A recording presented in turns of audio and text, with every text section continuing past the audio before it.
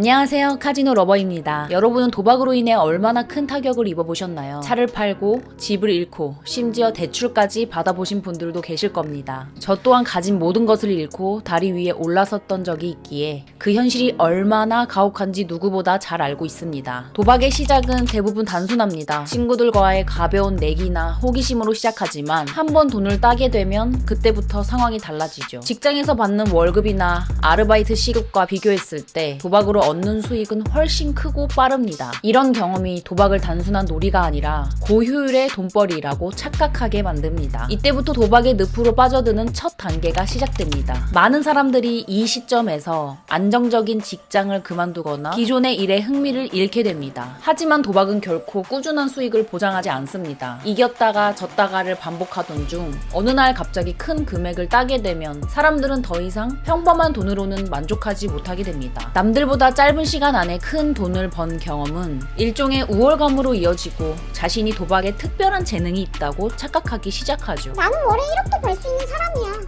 내가 하면 달라. 라는 자신감이 생기기 시작하는 겁니다. 하지만 그 다음은 어떻게 될까요? 작은 금액으로 시작했던 도박이 이제는 수백만 원, 수천만 원 단위로 커지게 됩니다. 그러다가 몇 번의 패배가 찾아오면 이를 복구하기 위해 더 큰 금액을 걸게 되죠. 하지만 도박은 절대 플레이어에게 유리하지 않습니다. 결국 가진 돈을 모두 잃게 되는 가장 흔한 시나리오로 빠지게 됩니다. 큰 돈을 따본 경험이 있는 사람일수록 이 악순환에서 빠져나오기가 더 어렵습니다. 돈을 잃고 나면 지인들에게 돈을 빌리거나 신용대출을 받아 다시 도박을 시작합니다. 어떤 사람들은 몇 번의 도전 끝에 기적처럼 복구에 성공하기도 하지만 대부분의 사람들은 결국 대출금과 빌린 돈까지 모두 잃고 맙니다. 하지만 여기서 끝이 아닙니다. 이번엔 다를 거야. 조금만 더 하면 원금을 되찾을 수 있어. 라는 생각에 계속해서 도박을 이어가게 되죠. 그 결과 더 이상 빌릴 돈도 없고 대출조차 불가능해지면 사람들은 현금 서비스나 불법 사기에 손을 대기 시작합니다. 단 한 번의 승리로 모든 걸 되찾을 수 있다는 착각은 더 깊은 늪으로 빠져들게 할 뿐입니다. 반면 자제할 줄 아는 사람들은 이 과정의 중간에서 멈출 수 있습니다. 도박을 취미로 가볍게 즐기거나 더 이상 도박의 유혹에 빠지지 않기 위해 단도박을 선택한 사람들도 있죠. 하지만 처음부터 자제력이 부족하거나 이미 큰 금액을 잃어버린 사람들은 그보다 더 심각한 상황에 처해 있을 가능성이 큽니다. 도박에서 이기는 것은 단순히 돈을 따는 것만을 의미하지 않습니다. 더 중요한 것은 만족할 줄 알고 멈출 줄 아는 것입니다. 이기는 순간에도 욕심을 부리지 않고 멈출 수 있어야 진정한 승자라고 할 수 있습니다. 도박은 결코 여러분의 인생을 바꾸는 수단이 아닙니다. 오히려 잘못된 욕심이 더 큰 파멸을 불러올 수 있죠. 여러분은 지금 도박의 어느 단계에 계신가요? 이미 그 늪에서 빠져나왔나요? 아니면 아직도 빠져나오지 못한 채 허우적대고 있나요? 도박은 단순한 오락으로 가볍게 즐길 때만 의미가 있습니다. 결국엔 더 큰 대가를 치르게 될 뿐입니다. 여러분,